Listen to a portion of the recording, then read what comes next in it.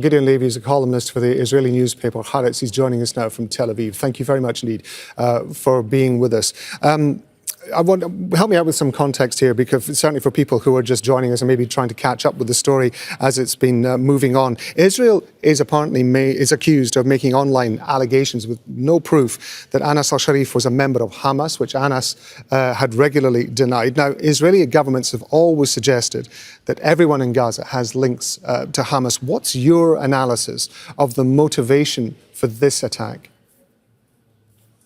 First of all, let me again express my condolences to Al Jazeera and to the colleagues in Gaza for this terrible loss. Anas was a courageous journalist who enabled us to see what's going on in Gaza.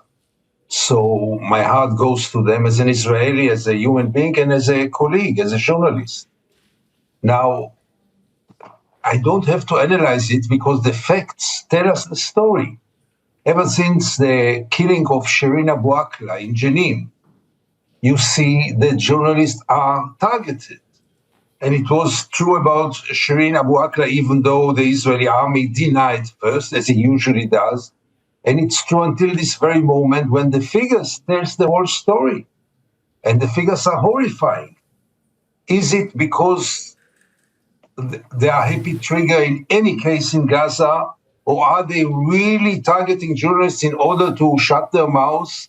I can't get into their brain. The fact is that they killed so many journalists and keep on killing.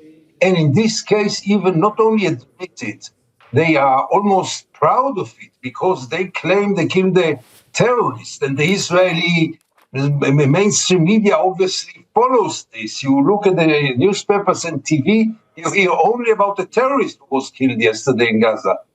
So all this together portray a very depressing picture of Israeli policy and Israeli attitude toward human beings in general and journalists in particular.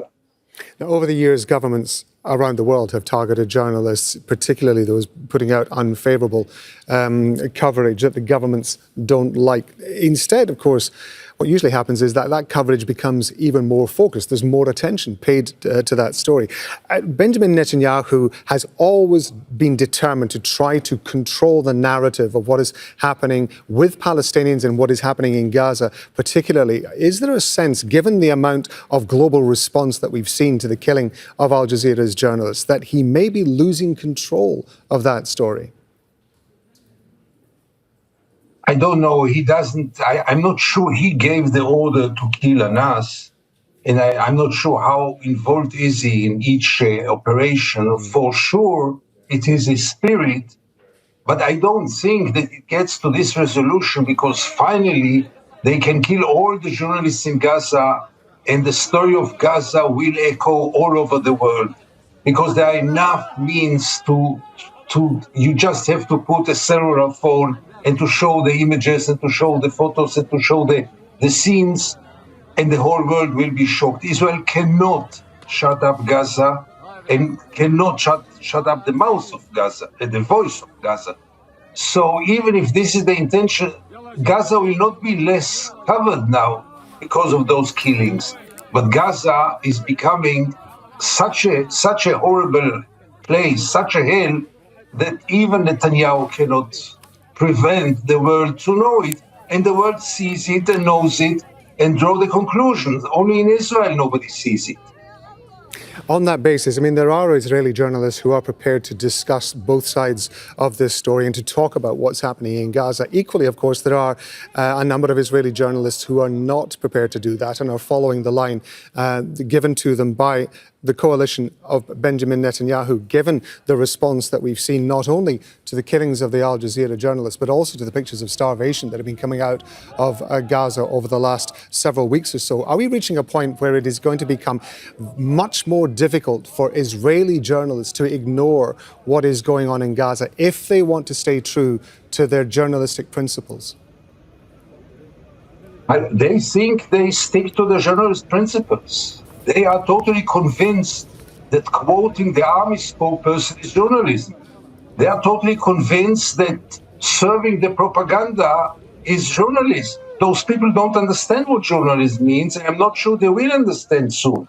The fact is that unlikely Russia, where the media has no other choice but to cover the war in Ukraine in a very one-sided perspective, the media in Israel is free.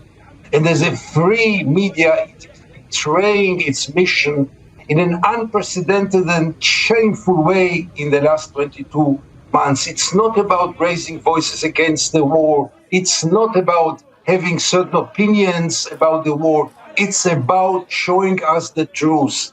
And an average Israeli who watches Israeli TV and reads the mainstream newspaper is not exposed to the truth. He is exposed to a non-stop stream of brainwash. The example of Anas al-Sharif is the best example, because if you open the Israeli media, either they didn't cover it at all, the killing, or they will call it a killing of a terrorist. This is not journalism. This is propaganda. Gideon Levy is a columnist for the Israeli newspaper, Haaretz, so we appreciate it as always. Thank you very much indeed. Thank you for having me. Don't miss out and get the full picture. Subscribe to Al Jazeera for reliable news and expert insights. Like, share, stay ahead.